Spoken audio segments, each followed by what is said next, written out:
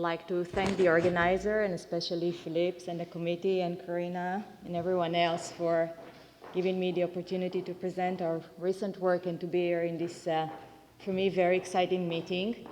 So today I would like to present to you a work that we have been doing recently in the recent years in my lab, trying to elucidate the dynamic and the function and utility of bacterial nanotubes. So bacteria in general are known to communicate, as you heard yesterday, mainly via the production and secretion of small molecules, and we call them quorum-sensing molecules, small peptides and gram-positives, and these molecules enable bacteria to undergo complicated tasks such as group motility, becoming incompetence, as we heard yesterday, the formation of biofilms, and also to become virulence. Bacteria can also exhibit very complex intercellular interaction, and maybe the most robust one is the conjugation shown here. And during conjugation, the donor cell binds to the recipient via a pilus, and through this pilus, genetic DNA, actually genetic information, is being transmitted from the donor to the recipient. Throughout the years, many other contact-mediated systems have been discovered by many people, including the type 3 secretion system, type 4, and type 6 secretion system that we heard a lot about yesterday.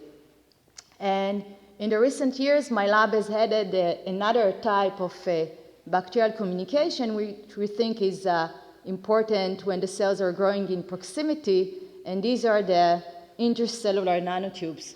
So using the gram-positive bacterium Bacillus subtilis as a model organism, we found that nearby cells can actually exchange cytoplasmic molecules via these nanobridges that forms bridges in between the cytoplasm of nearby cells.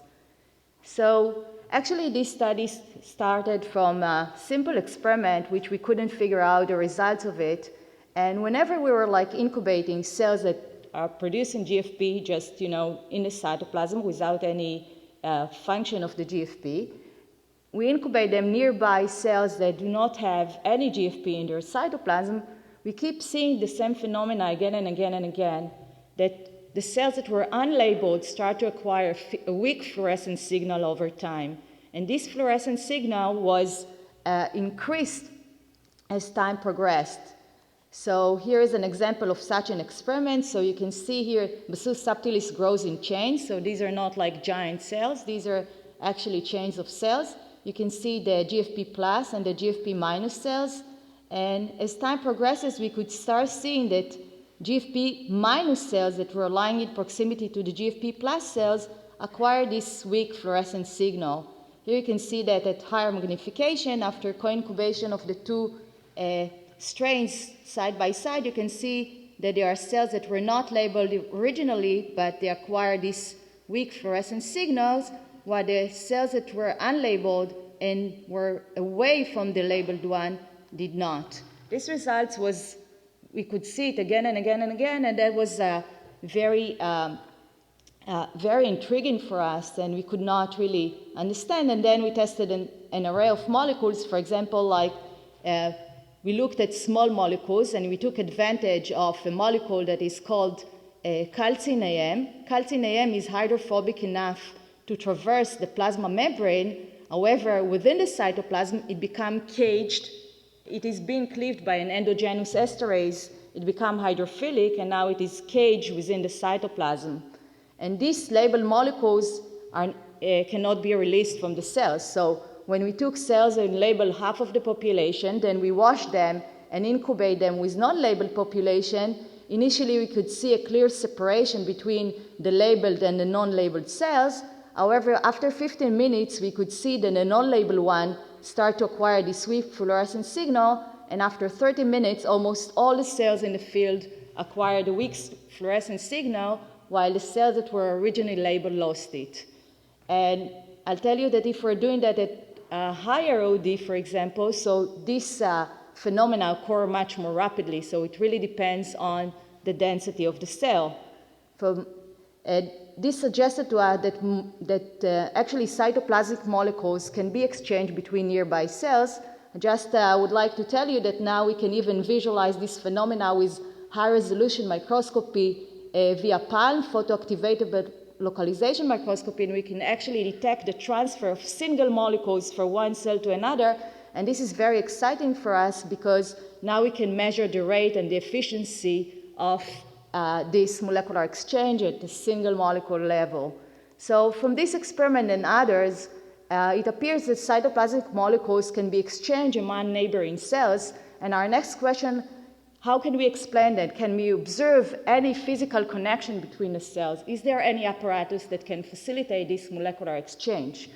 And to answer this question, we did a very simple experiment. What we did was to spot the cells on LB cell plates. We let them grow for around 4 hours. They are still logarithmic. We put EM grid on the top of the cells. Then we lifted up the grids and examined the cells by SEM. And as you can see here, we could clearly see, whenever we did this experiment, clear junctions that are connecting these cells one to the other, suggesting that that can facilitate this molecular exchange.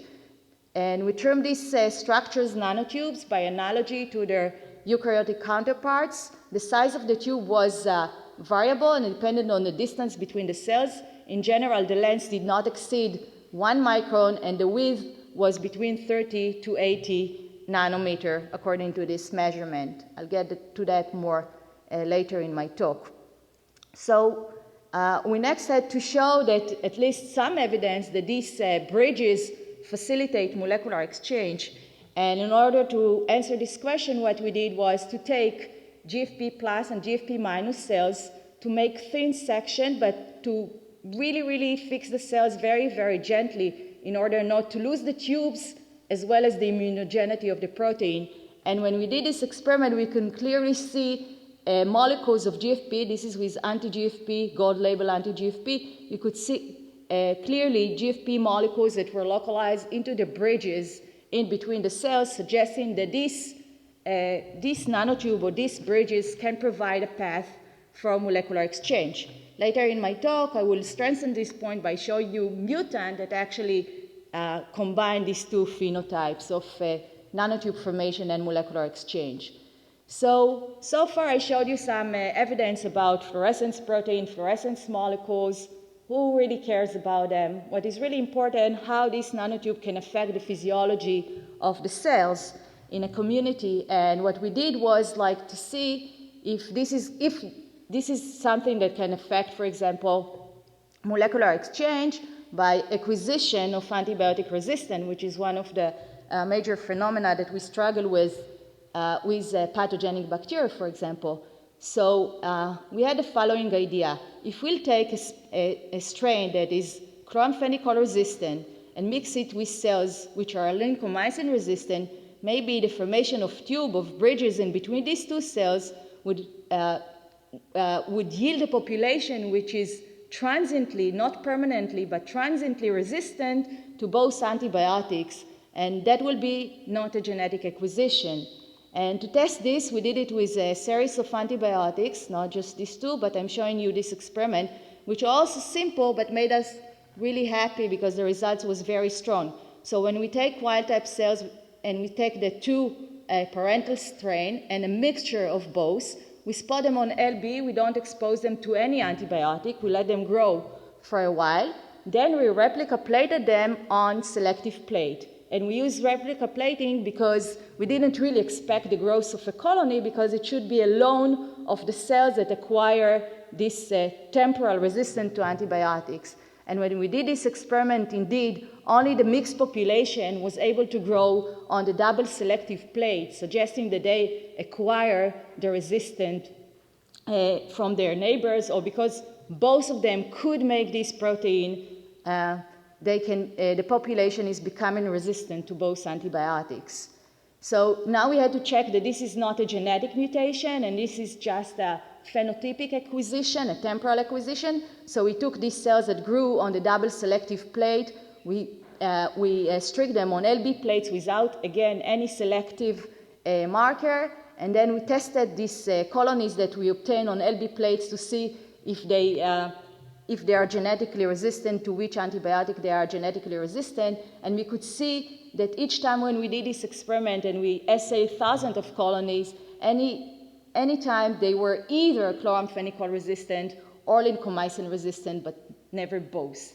This suggested to us that this growth on the double selective plates by replica plating was only a temporal acquisition of the proteins. And we made some more experiments such as immunofluorescence to emphasize this point further. We are also able to see that there is some exchange when we incubate the cells like that of plasmid, and this is a non-conjugative plasmid, so this is just a plasmid that we have, like it's a genetically engineered plasmid. Of course, the acquisition is much lower than bona fide conjugative plasmid, which is at least 1,000 to 10,000 folds higher in this acquisition. However, that can be very crucial in nature, because that means that every plasmid can be delivered and exchanged between the cells. This delivery was, of course, DNase resistant. That means that the DNA is not floating around, and all the competence mutant that we have tried were still able to acquire this plasmid, suggesting that it is not due to the competence phenotype or phenomena, and this is acquired by other means. So we propose that nanotubes provide a path for molecular exchange among the cells, and our next question was, are these tubes formed in response to sensing close by cells, or are they an intrinsic property of the cells, or are they being made only when the cells sense that they have actual neighbors? Okay, so in other words, what we try to understand is, like, can this tube form at very, very low cell density when the cells are basically isolated? And to address this question, what we did was the opposite of what we did previously. So previously we grew the cells on LB plates and we put EM on the top of the piles of the cells. So what we did right now, we did the opposite. So we placed the EM grid on the top of the plates. So these grids have holes so they can, the nutrient can flow through them. And now we plated the cells at low density over the grids. And we took to the EM the cells, the grids, and the cells and their surrounding area. And when we did that, something really remarkable was observed. Whenever we look at the isolated cells, we could see that they have this extension which were very, very long, sometimes even like 30 and 20 micron away from the cells. And this was observed in every mutant that we could think that have some effect on extracellular structures of Bacillus subtilis, including all the biofilm mutant, flagellum mutant, and each time we keep seeing these very, very elongated structures that extend away from the cells to very long distances. So that was very surprising, and we were like wondering, so what are these? Are these different than what we observed previously, the nanobridges in between the cells at high cell density? Are these the same structures? And some images were actually very revealing. For example, like here we had a group of cells which were clustered together, while others were a little bit located far away. So in these images we could see that the cells that were clustered together exhibit the same junction that we observed previously. And we could see that the cells that were remote from each other, they were in a distance from each other, are connected with these crawling, extending nanotubes on the surface. And also another thing that we noticed, that at the site of emergence, the extending tube, the long tubes, seems to be very similar to the short nanotubes that we observed previously. This suggested to us that it's only the location of the tube within the focal plane of the image is actually different, and the coating material makes them look different. This one look thicker because they are coated better with the gold particles. These are more masked by the coating material. So are these the same structures? So in order to overcome this obstacle, what we did was to actually to develop a non-coated SEM sample. In this case, we're not coating the cell at all, and the electricity is going through the cells and the tubes. This is why they look They look now dark in comparison to their environment. And what we were able to see in these images, it's the complexity and the prosperity of the tubes. You can see that the cells that do not have neighbors around them produce these very, very elongated structures, while the cells that have nearby neighbors tend to produce this tight junction in between them. And it seems that all these structures have very similar appearance. So now we thought, okay, if these are the same structures, so maybe we can visualize tubes that can be very, very long by fluorescence microscopy. So we previously found that actually nanotubes and molecular exchange were sensitive to detergents. And when we added detergents, both molecular exchange and the formation of nanotubes were perturbed. So in order to visualize the nanotube, what we did was to add a fluorescent membrane dye and to visualize the cells by fluorescence microscopy. So here is an example of a time-lapse experiment of cells with a relative low cell density. We could see that the cells are relatively bald at the beginning of the experiment, and after 50 minutes they start to create these elongated structures that keep growing as the time progresses till they reach like really a network of very complex structures. And if we measure the size, for example, of this structure, their length and their width, so it's almost comparable to 3 times of the surface of a single bacterium. That means that the extension of the nanotube and their formation really extend the ability of the cells to extend their surface, and maybe we think it enables them to bring nutrients from remote places. So we think it has also a physiological function. So when we use when we grew the cells at the standing culture, but it's a culture, it's a liquid medium. All the images that I show you so far were on a solid surface. So we could see that these structures are very dynamics. We could see here it's almost like real-time images. You can see the connections in between the cells and around the cells, and they are moving very rapidly, suggesting that in real time, in real life, they can be very dynamic, especially in liquid environment. We do not know if these movements are actually due to Brownian motion. However, when we treated the cells with energy inhibitors, such as sodium azide, so the tubes just collapse. That means that the cells need energy in order to hold them, but we don't know if the movement is energy dependent. So we could see also very elongated structure forming by fluorescence microscopy that were like more than 20 micron away. So this is a chain of Bacillus subtilis that is located far away from the other. And we could see this structure also by a TRF microscopy, in which we can separate the tubes and the focal place of the cells. We can see them separately, and here you can see this nice overlay. And in order to really close the story, that the structure that we observed by LM, by light microscopy, are actually the same structure that we observed by SEM. We use a membrane staining. We let the cells grow for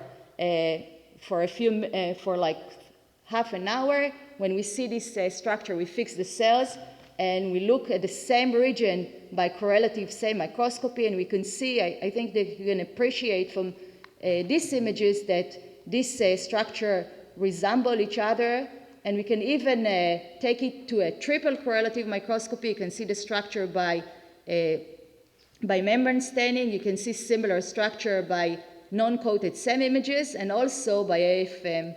And the AFM images were repetitively very strange to us, because what we saw, that it's something that we saw also in other methods, but we tried to avoid. But then it was out there, so it looks like the tubes are not really halos of long materials. There seems to be more structures, and it even looks like there are kind of like vesicles that are connected to each other in a chain.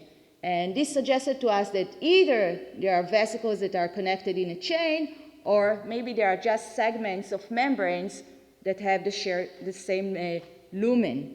And in order to address this question, what we did is, that's another visualization of this kind of like periodic structure that kind of like a chain, beads on a chain instead of like just a hollow structure. So what we did was to go to Oad Medalia at Zurich University to help us with cryo-EM. So cryo-EM is the closest to native condition that we can obtain, and what we are able to see is the nanotubes, or the structure that we observed, are emanating from the plasma membrane. This is the membrane, and this is the cell wall of the cells. They extend through a narrow orifice, and if you have good eyes, you can even see kind of a lid that is closing over, and the tubes were extending, sometimes the bud at the end. And when we looked at the tube, the isolated tube, we could see that these are not actually chains of vesicles. They seem to be segments that share the same lumen. And sometimes we could see the cells and the tubes side by side. Here you can see the membrane of the cells, and here you can see the cell wall, and here you can see the tube that is extending from these cells, and a very, very high resolution, maybe one of the highest that we can observe with native samples. We could see that even we can see the membrane leaflets of the tubes that are very similar or identical to the membrane, the lipid bilayer of the cell, suggesting that indeed these are membranous structures and they are very similar to the plasma membrane of the cells from which they emanate. So, of course, what we wanted to do next is like to observe the genetic elements or the proteins that actually involved in forming these tubes. And for that, what we did was to isolate the nanotube fraction biochemically from a standing liquid culture, and to take this sample for mass spec analysis and to visualize the protein that are enriched within this nanotube fraction. Of course, these are not proteins that are only in the nanotube fraction. These are extracellular protein. And when we did this experiment, we have like 51 proteins which were in our hands that were cell wall remodeling enzymes, membrane metabolic enzymes, metabolic enzyme in general, and a group of protein of like 15 protein with unknown functions. So this was initially very interesting for us because we thought, okay, it's a new thing, so maybe we should go first for the unknown proteins. So what we did was to go back to our original donor to recipient antibiotic exchange, because this assay is very, very powerful and we can screen a lot of bacteria. And what we did was to modify the donor and the recipient to make a knockout of all the genes that encode in the protein that we identified as unknown genes. And when we did this experiment, one protein or one deletion came very, very strong. This was a deletion in YMDB. YMDB is a phosphodiesterase that encodes a protein that seems to cleave cyclic AMP or related molecules. And what we observed that this mutant was defective in molecular exchange, both in protein exchange and in plasmid exchange. So now we have to test if it has less tubes. And indeed, when we looked at this protein, the knockout almost did not exhibit any nanotube, while the complementing strain did. So using a palm analysis, so this protein is relatively low, has relatively low expression, we could see that it forms foci of a few molecules very close to the membrane, and we think that this is the place maybe where nanotubes are initiated or are being facilitated, and their formation is being facilitated. Even by developing a correlative palm cell microscopy, we could see the molecules, single molecules of this protein localized to the tubes, while the other ones are localized close to the membrane surface. And this is a cytoplasmic protein according to the prediction, so it seems to localize mainly to the membrane. So the current idea is that YMDB senses something from the outside, maybe cyclic AMP or related molecules. So far, we couldn't decipher which molecule it senses, and it localizes into this foci assembly, and this is how it facilitates nanotube formation. But YMDB seems to be like a regulator which is upstream, so which are the molecules that act downstream of YMDB? Now we have a little bit more idea about them. So the first molecule that we think is very important for that is one of the protein that were enriched in the nanotube fraction. This is LIT-B. It's a cell wall modifying enzyme. And what we found is that when we knock out LIT-B, there is a decrease in molecular exchange for protein exchange and for plasmids. So that was very encouraging for us. So when we try to look where this protein is localized within the cells, we couldn't find it. However, when we label it with a tag, so we could see that with immunofluorescence on intact cells without any fixation, we could see that it localized outside the cells, and it forms this nice foci over the cells, suggesting that maybe they are the initiation points of the tubes. And for a great enthusiasm, let's say, the formation of this foci was completely dependent on the presence of YMDB. That means that YMDB itself facilitates the translocation of this protein outside the cells. So LIT is a part of, now we analyze it biochemically, and we know that it actually what it does is makes very small perturbation within the cell wall, and we can also see it localized to the tubes in between two cells. And if you can see here, this is also a non-coated sample. This is tubes that are connecting two nearby cells, and you can see that the molecules of LIT-B tend to localize at the initiation sites where the tubes are emanated, and also we can see them over the tubes. And we also identified right now other members of what we think is the nanotube forming complex. One of them is ACCC, which is a very important enzyme in lipid biogenesis. It actually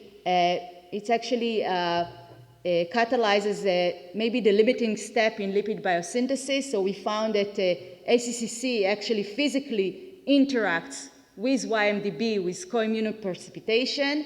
And the third thing that we are very excited about by genetic analysis in a screen that I'm not going to elaborate right now, we found a complex of 3 proteins. One of them is a homologue to the ESCJ family, which is part of the complex that forms the Salmonella basal body. So it's similar to this complex. So one protein seems to form a ring, while the other seems to be the other 2 seems to be insertases that load membrane protein onto the membrane. So we're still trying to understand this, but it's very exciting for us. And this protein that we identified, this group of 3 protein, also their homologues were found to be part of what we call a feeding tube or some kind of a channel that is formed specifically during sporulation, and it enables the transfer of nutrient from the mother cell to the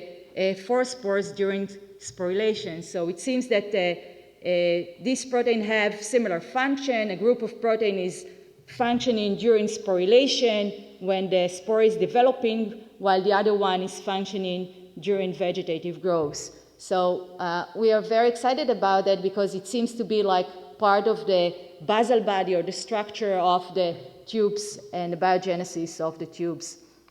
So our working hypothesis currently for the biogenesis of the nanotubes that YMDB is actually formed foci in response to some external signal. It recruits LIT-B and the complex of the ring, and this complex actually facilitates the delivery or the exit of LIT-B outside the cells. What LIT-B does is to eat a little bit the cell wall very locally. It's not a disaster like lysozyme. It does a very local work, and this perturbation of the cell wall enable ACC actually to interact with YMDB and to insert phospholipids into this hole to enable the growth of the tube. So I'm talking about this nanotube, but so far I didn't tell you anything about the phenotype of what is the phenotype of not having tubes. So the main phenotype of not having tubes is forming a very small colonies. So for a bacteriologist as me, forming a very small colony doesn't mean that just I see less nicely the formation of the colony. It means that it makes much less progenies. Okay, if it makes much less progeny, that means that nanotubes are important for the formation of mature colony, which has more progenies. So I'll tell you briefly how we think this happened. It's a little bit away from what I really want to tell you, but I think it's a very nice story, 2 stories in the lab that actually merge. So in the lab, what we are trying to understand is how these very small single cells form these elaborated beautiful colonies after a period of approximately 9 hours. So our idea was that maybe there is a pattern in colony formation, and the colony formation is not random. It's not just the division of cells in a stochastic manner. Maybe it has a pattern. And after looking at hundreds and hundreds of colonies, we found that indeed there is a pattern, especially for the initiation of colony development. What we found that in Bacillus subtilis, the first cells divide to form a chain, and after a while, when it reaches, like, let's say, between 10 to 20 cells, these chains tend to break in the middle, and the 2 cells which are adjacent to the break point kind of like merge together and grow perpendicularly to the original chain layout. And they kind of like grow another chain. And you can see it here, I think, in this movie. So you can see this breakage and the growth of the cells at the very initial step of colony formation. Okay, sorry.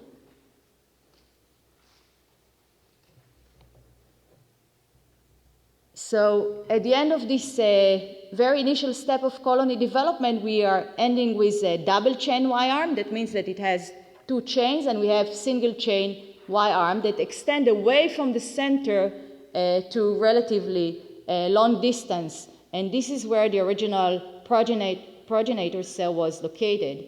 And here you can see a collection of this Y-shaped structure that are formed by a wild-type colony. And what we notice is that at later time point, this extending arm continued to grow away from the center, and only after a relatively long while, the cells start to divide in the middle, and there is a chunk of cells that divides in the middle that grows and grows and grows and grows till it fills the entire area that was actually occupied by the Y-arms. So I'll just show you a movie to strengthen my point, so you can see, I hope, the formation of the Y-arms, and you can see that the Y-arms are growing, and only later there is a division of the cells, and this division emanates mainly from the middle, and it grows and grows, and you can see the arms still growing, and at the end what we get is a colony that the size of the colony is actually reaches the tip of the Y-arm. Okay. So this suggested to us that maybe these Y-arms are the one that determine the size of the future colony. So if we are correct, that means that if we will kill the cells specifically located at the tip of the Y-arms, maybe we can form now colonies which are much smaller in size. So in order to prove our point, what we did was, I'm telling you one experiment from a collection of very elegant experiment that my student did.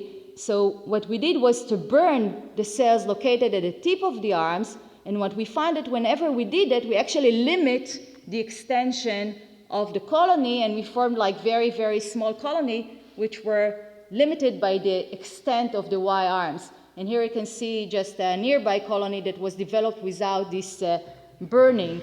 So this suggested to us that the extension of the Y-arm away from the colony center determines the colony size. So now we looked for mutant that will be perturbed in this colony formation. This is just an overlay to show you that indeed the full size of the colony, the terminal size, is limited by the burned Y-arm, like we really limited the colony formation. So now we're looking for the mutants, and we really tested an array of mutants, and who is the mutant that really affect this Y-shaped formation. So this is again YMDB.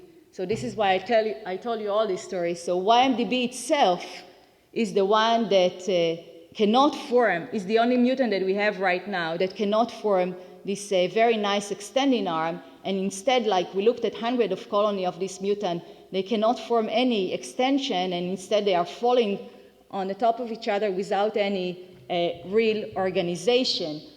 And if we looked at hundreds of colonies and we kind of like normalize the number of cells to the number of the area that is captured at a very initial step, which is equivalent to the Y-arms, we could see that the area that is captured by the same number of null YMDB cells is much less. It's 2.5 approximately times less than a wild-type colony, which is developing in parallel. And this can actually explain why we get only very small colony when we have the YMDB mutant. So we also we wanted to see if we can see the tubes during colony formation. That was a kind of a hard task. So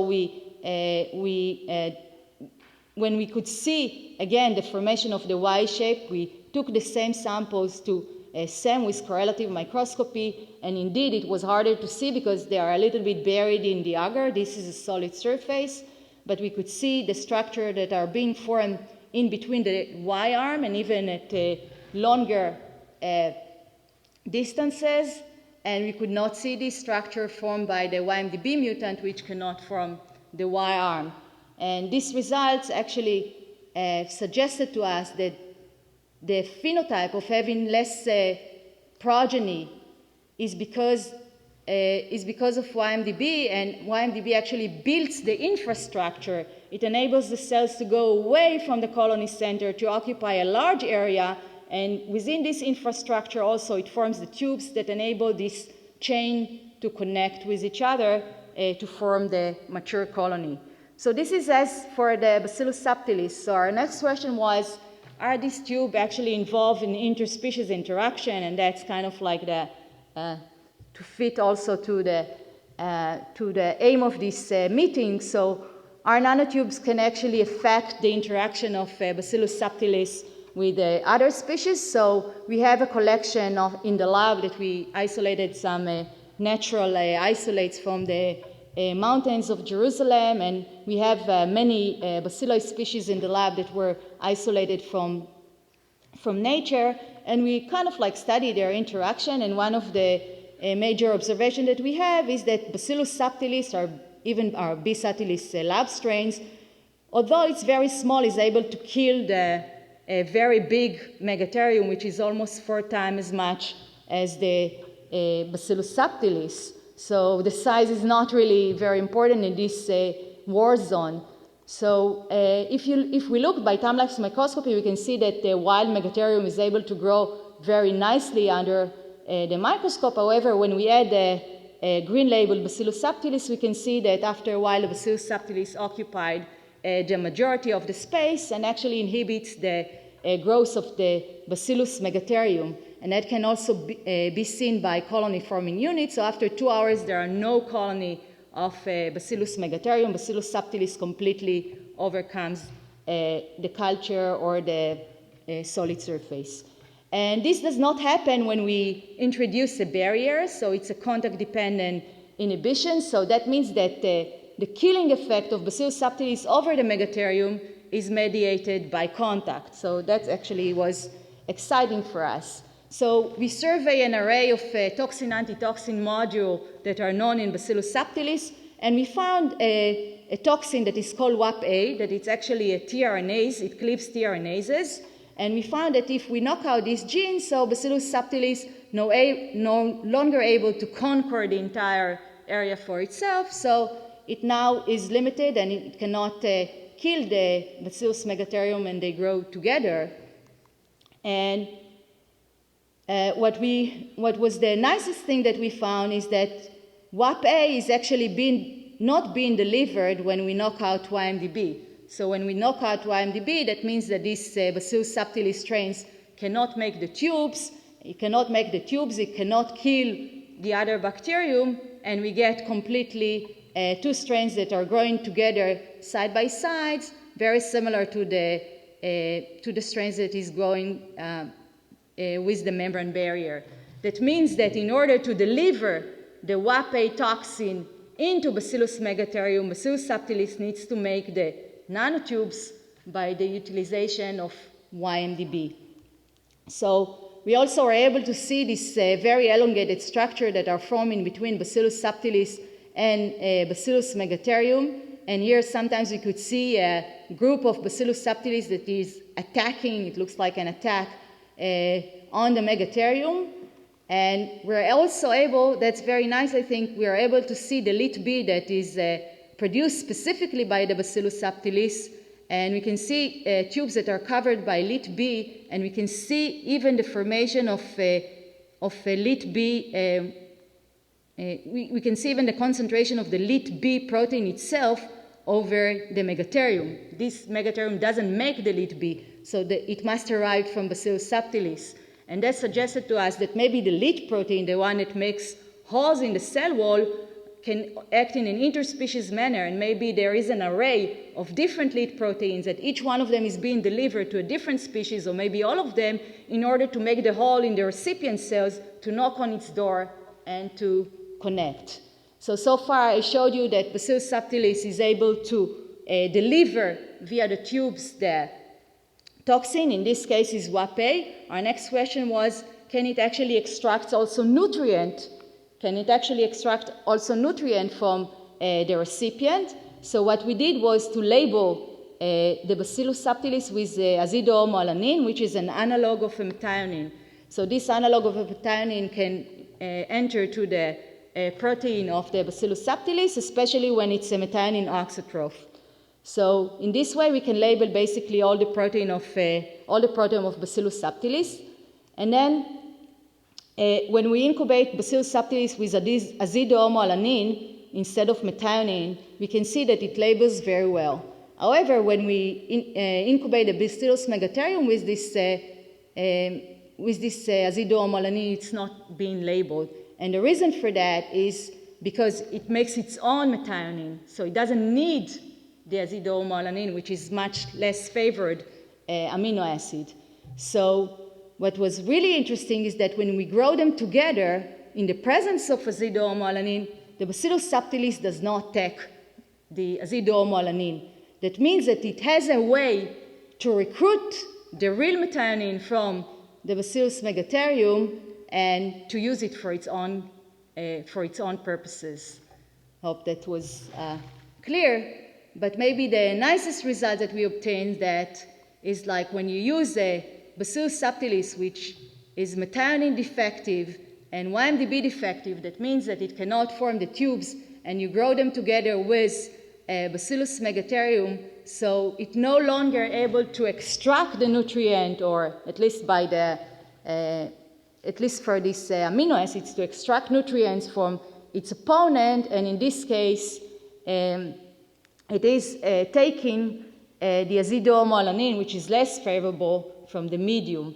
This result suggested to us that nanotubes are involved in delivery of toxins into the other species and also in recruiting the nutrients from the other species.